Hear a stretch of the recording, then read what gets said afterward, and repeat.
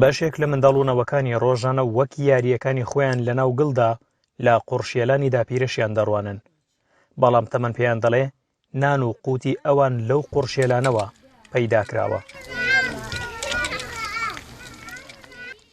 کە خۆر هەڵدێ شاهە لەو دیوی دیواری تەلبەندکراوی کەمپێکی ئاوارەکانەوە ڕۆژێکی نوێ لەگەڵ قوڕ و دروستکردنی تەنوردا دەگوزارێنێ و ئەم ژیانەش ڕۆژانە دووبارە ئەبێتەوە. والحمد لله يعني هسه تقريبا جسمي زين. سپاس بۆ خوا ئێستا توانای جەستەیم باشە. ڕۆژانە ئەتوانم تەنور دروست بکەم و دانەی بەدە تا 15,000 دینار ئەفرۆشم.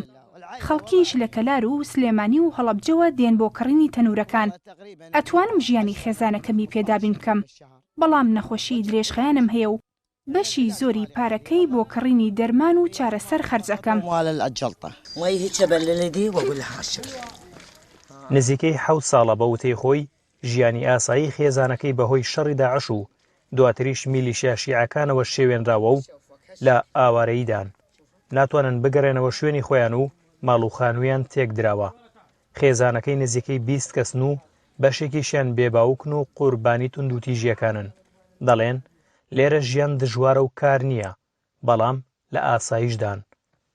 شغل ضعیف یعنی ئەسبوع ئیشوکار زۆر کەمە و خێزانداریشم.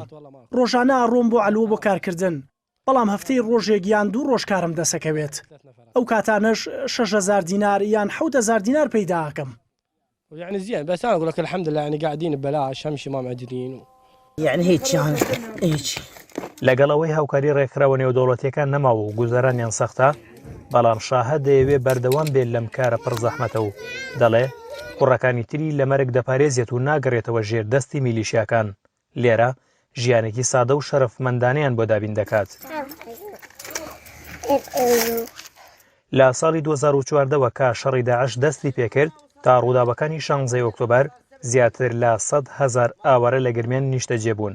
تا ئێستاش 23,000 ئاوارە نەگەڕاونەتەوە و 350 خێزانیشیان لە کامپەکانی تازەدێ و قۆرەتودان. گەرمیان هەمەیپور NRT گەرمیان. ما اريد اروح انا بالكردستان احسن.